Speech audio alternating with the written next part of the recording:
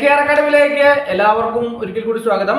ഇന്നത്തെ PSC പരീക്ഷ 14/8/2026 operator Kerala water authority തസ്തികയിലേക്ക് നടന്ന പരീക്ഷ രാവിലെ കഴിഞ്ഞു അല്ലേ.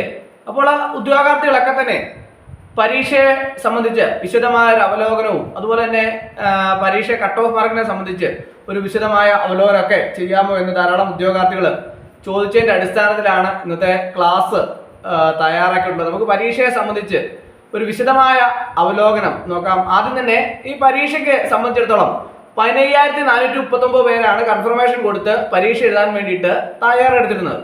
എന്നാൽ 67% ഉദ്യോഗാർത്ഥികളാണ് ഹാജരായത് എന്നുള്ളതാണ് അറിയാൻ കഴിയുന്നത്. കൃത്യമായിട്ടുള്ള കണക്കുകളൊക്കെ തന്നെ പുറത്തു വരുന്നതേ ഉള്ളൂ. എങ്കിൽ പോലും ഏകദേശ ഒരു ധാരണ അങ്ങനെയാണ് അറിയാൻ കഴിയുന്നത്.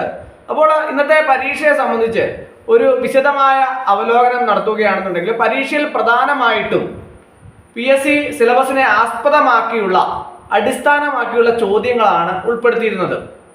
അതിൻ്റെ fundamentals of electricity and AC systems, basic electricity voltage current resistance, AC fundamentals ഭാഗത്തെ ചോദ്യങ്ങൾ മിതമായ രീതിയിലുള്ള ചോദ്യങ്ങളായിരുന്നു. എങ്കിലും അത്രയേറെ കടുപ്പമെന്ന് പറയാൻ പാടില്ല, എങ്കിലും വളരെ മിതമായ രീതിയിലുള്ള ഒരു ചോദ്യമായിട്ട് വേണം അതിനെ കണക്കാക്കാൻ. അതുപോലെ തന്നെ DC ആൻഡ് AC മെഷീൻസ്, ജനറേറ്ററുകൾ, മോട്ടറുകൾ, ട്രാൻസ്ഫോമറുകൾ, ഈ ഭാഗത്തെ ചോദ്യങ്ങളും വളരെയധികം നല്ല നിലവാരമുള്ള ചോദ്യങ്ങളായിരുന്നു. പമ്പ്സ് ആൻഡ് മോട്ടോഴ്സ്, വാട്ടർ പമ്പുകളുടെ പ്രവർത്തനം, മോട്ടോർ കണക്ഷൻ, മെയിൻ്റനൻസ് എന്നിവയൊക്കെ ചോദ്യങ്ങളൊക്കെ ശകലം ഉദ്യോഗാർത്ഥികളെ കുറച്ചേറെ കുഴപ്പത്തിലാക്കി എന്നുള്ള കാര്യത്തിൽ യാതൊരു സംശയവുമില്ല.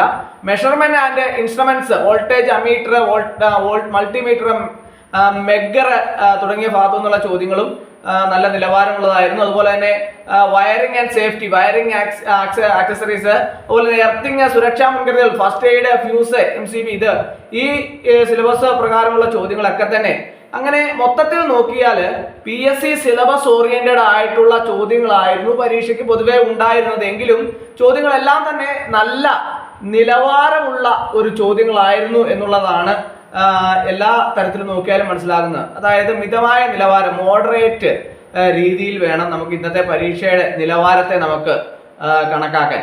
അതുപോലെ തന്നെ ടെക്നിക്കൽ ചോദ്യങ്ങൾ, അടിസ്ഥാന തത്വങ്ങളും പ്രായോഗിക ചോദ്യങ്ങളും നേരിട്ടുള്ളതായിരുന്നു. അതുകൊണ്ട് തന്നെ ഉദ്യോഗാർത്ഥികൾക്ക് അത്രയേറെ കുഴപ്പങ്ങൾ ഉണ്ടായില്ല എന്ന് വേണം പൊതുവെ കരുതാനുള്ളത്. പ്രതീക്ഷിക്കുന്ന കട്ട് ഓഫ് മാർക്കിനെ സംബന്ധിച്ച് നോക്കുകയാണെങ്കിൽ 65-നും 75-നും ഇടയ്ക്ക് പ്രതീക്ഷിക്കാവുന്ന രീതിയിൽ കട്ട് ഓഫ് മാർക്ക് വരാനാണ് സാധ്യത. പരീക്ഷ എഴുതിയ ഉദ്യോഗാർത്ഥികളുടെ എണ്ണവും ചോദ്യക്കടുപ്പവും അനുസരിച്ച് ഇതിലൊക്കെ മാറ്റങ്ങൾ ഉണ്ടാവാം, അതും പ്രത്യേകം ഞാൻ പറയാം. അതുപോലെ തന്നെ അടുത്തതായിട്ട് ഇതിന്റെ താൽക്കാലിക ഉത്തരക്ക്, പ്രൊവിഷണൽ ആൻസർ ഔദ്യോഗിക വെബ്സൈറ്റിൽ PSC ഉടൻ തന്നെ പ്രസിദ്ധീകരിക്കുന്നതാണ്. ഉത്തരങ്ങളിൽ എന്തെങ്കിലുമൊക്കെ അപാകതകൾ ഉണ്ടെങ്കിൽ നിശ്ചിത സമയത്തിനകം PSC പ്രൊഫൈൽ വഴി പരാതി സമർപ്പിക്കാവുന്നതാണ്. അതുപോലെ തന്നെ ഇതിന്റെ ഷോർട്ട് ലിസ്റ്റിനെ സംബന്ധിച്ച് നോക്കുകയാണെന്നുണ്ടെങ്കിൽ ഏകദേശം ഒരു 120 ദിവസത്തിനുള്ളിൽ തന്നെ ഷോർട്ട് ലിസ്റ്റ് പ്രസിദ്ധീകരിക്കാനുള്ള സാധ്യത ഏറെയാണ്. അപ്പോൾ അതുകൊണ്ട് തന്നെ ഉദ്യോഗാർത്ഥികൾക്ക് റാങ്ക് ലിസ്റ്റിൽ, ഷോർട്ട് ലിസ്റ്റിൽ വരാൻ സാധ്യതയുള്ള ഉദ്യോഗാർത്ഥികളോട് കൃത്യമായിട്ട് സർട്ടിഫിക്കറ്റുകളൊക്കെ അപ്ലോഡ് ചെയ്യാൻ വേണ്ടിയിട്ട് ആവശ്യപ്പെടാറുണ്ട്. അത് കൃത്യമായിട്ട് തന്നെ സർട്ടിഫിക്കറ്റുകളൊക്കെ തന്നെ അപ്ലോഡ് ചെയ്യാൻ വേണ്ടിയിട്ട് എല്ലാ ഉദ്യോഗാർത്ഥികളും പ്രത്യേകം ശ്രദ്ധിക്കേണ്ടതാണ്. അപ്പോൾ ഈ ഓപ്പറേറ്റർ കേരള വാട്ടർ അതോറിറ്റി തസ്തികയിലേക്കുള്ള ഇന്നത്തെ പരീക്ഷയുടെ ഒരു വിശദമായ ഒരു അവലോകനമാണ് ഇന്നത്തെ ക്ലാസ്സിൽ ഞാൻ നിങ്ങളിലേക്ക് എത്തിച്ചത്. വളരെ അധികം പ്രയോജനപ്രദമായിരുന്നു എന്ന് ഞാൻ വിശ്വസിക്കുന്നു. അപ്പോൾ എല്ലാവർക്കും ഇന്നത്തെ ക്ലാസ് ഇഷ്ടമായെന്ന് വിചാരിക്കുന്നു. ഒരിക്കൽ കൂടി നന്ദി പറഞ്ഞ് നിർത്തട്ടെ. നന്ദി, നമസ്കാരം.